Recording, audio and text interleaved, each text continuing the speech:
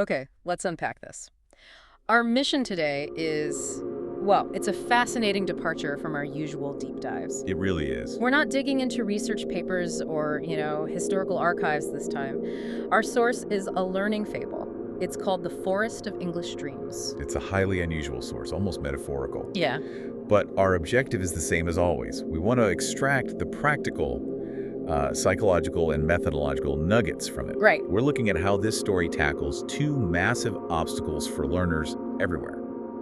That debilitating language anxiety and, the feeling of just being overloaded. And it all starts with our protagonist, Arjun. He's really the embodiment of that anxious learner, isn't he? Completely. He loves English songs, he wants to engage, but he's just paralyzed by the idea of speaking. He has that thought in his head, my English is very bad, everyone will laugh at me. And that fear, that internal critic, is the absolute showstopper. It's the wall. It is. And that's the wall that Luma, the fairy of words, is designed to break down.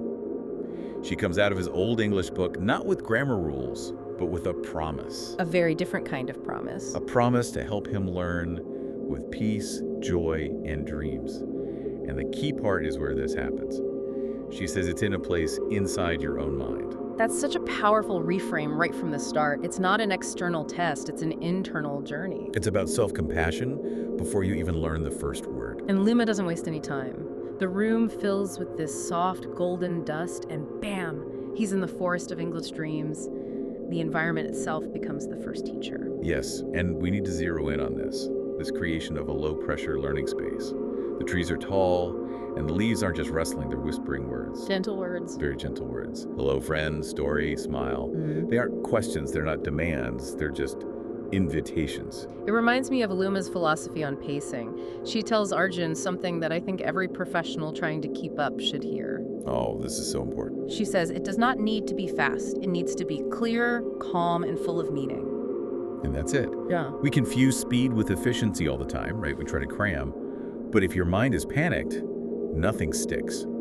Your stress hormones, cortisol, they literally interfere with memory formation. So the brain can't physically learn if the heart isn't relaxed. Exactly. The nervous system has to be calm for the hippocampus to do its job.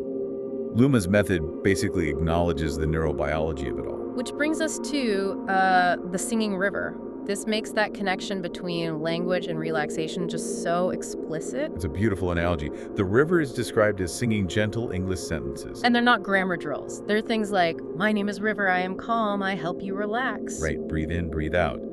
It's a mindfulness exercise. This is what we call somatic relaxation. Somatic, meaning related to the body. Yes. It's teaching him to physically regulate his anxiety by linking the rhythm of the language to the rhythm of his own breath. He's grounding himself before the real cognitive work begins.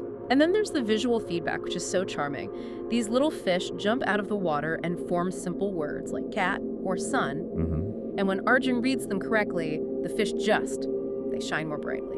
It's immediate, small-scale, positive reinforcement. There's no judgment at all. And Luma's line here is the perfect summary. The mission statement. Yes. She says, English is not a monster. It is just a group of friendly words that want to play with you. That reframes everything. It's not an adversary, it's a playmate. But, anxiety doesn't just vanish because the environment is calm. Arjun's problem was internal, that self-judgment. How does the fable actually tackle that? That's the critical next step. If the first part was about relaxing the body, this next segment is about actively regulating the mind. Okay. The source text even says it. Your feelings sometimes become confused. You feel shy. You feel scared. You feel small. He has to confront that feeling of smallness. Which leads them to the tree of feelings. It's an old tree with glowing fruits, and each one has a positive word written on it. Happy, brave, kind. It's a visualization of emotional self-regulation. It's a profound teaching tool. The idea is before you even start the task, you have to choose your internal state. You choose how you want to feel. You choose. Arjun's learning is blocked by shame, so he needs the opposite. He reaches out and chooses the fruit with the word brave. And when he touches it, this warm light enters his chest, and it actually gives him the strength to say, I am brave. And the leaves echo it back. This is classic performance psychology. Yeah. You establish your mindset before you perform. You decide to be brave first, and that bravery is what allows you to engage with the challenge itself. Let me just play devil's advocate for a second. Is there a risk of sort of manufactured confidence here? What happens if he chooses brave, and then immediately makes a huge mistake? That's a crucial question, and the fable addresses it immediately by taking him to the next location. So Village of Stories. Right, a place designed specifically to absorb and reframe those failures. The choice to be brave isn't a promise of perfection, it's a commitment to try. And the village itself is described as a place where people speak slowly, clearly, and kindly. It explicitly says, this is not an exam, this is a dream, this is play. That changes everything. Yeah. An exam frame's about performance, about avoiding failure. A play frame is about exploration. It frees up all those mental resources you'd normally waste on self-criticism. The practice tool they use is just. It's genius. The fountain of sentences. It is. It releases floating letters that form easy phrases for him, like, how are you? Or, my name is Arjun. It takes away the heavy lifting of grammar and just focuses on the act of speaking. It's the perfect bridge. And Luma frames speaking not as a task, but as creating a small piece of magic. Where each word is a light. Exactly. When he says a phrase, the letters fly around him. It's tangible visual proof that his effort creates something joyful. But the fable doesn't shy away from mistakes. This is where the old man with the round glasses comes in. And this is maybe the most important nugget. The man tells Arjun, do not worry about mistakes. Mistakes are also teachers. Right. They show you the next step. They say, try again. You can do it. This is a total reframing of error. A mistake isn't a stop sign. It's just information. It's a navigational marker pointing the way. I think for any self-learner, that desire for perfection is the biggest hurdle. You fail at something and your brain just calls it wasted time. Absolutely. But the fable doesn't leave Arjun to fight that battle alone. When he successfully reads the sentence, I like stories, what happens? All the houses in the village light up more brightly. Yes. The whole village celebrates. The message is, the whole village is proud of you. Every new word is a small victory. It's external communal reinforcement. That's incredibly powerful for motivation. So this moves us into the final stage of the learning cycle, which is consolidation. The cool down. Exactly. They get to the Hill of Dreams and the sky is filled with stars written with words like love, hope, learn, and grow. And this marks the shift to passive learning, which is so often overlooked. The stars move slowly, forming gentle sentences. You are safe. You can learn. You can rest. And Arjun practices them in his heart. He's not speaking, but the input is still happening. It's allowing his brain to process the earlier active work without any pressure. Luma then leads this little relaxation exercise, almost a guided meditation. With words like calm, peace, and sleep.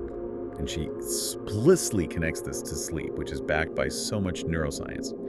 She tells him that when you sleep, your brain continues to learn gently.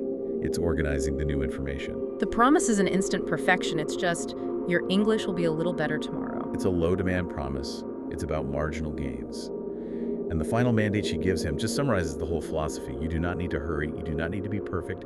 You only need to continue, slowly, kindly, bravely. It's just those three things: consistency, self-compassion, and persistence. Those are the only metrics that matter. So Arjun returns to his room, and the fear is gone. The forest is inside him now. And his last thought is this simple promise to himself: tomorrow I will learn more. And that's the core of it. The fable argues that the first step in learning isn't vocabulary. It's achieving internal safety. By replacing the fear of judgment with a sense of calm, the mind becomes open and receptive. So let's bring this back to you, listening. If you're tackling some huge project or learning a new skill that makes you nervous, this whole framework is transferable. Absolutely. So what if you reframed it? What if you saw it not as passing some critical exam, but as choosing a feeling first? Choosing to be brave or curious or just calm? How might that one mental shift change your approach tomorrow morning? And maybe something even more provocative. If the Village of Stories teaches us that mistakes are just navigational markers, not fatal flaws, what difficult task have you been avoiding simply because you haven't yet given yourself permission to fail slowly, kindly, and bravely?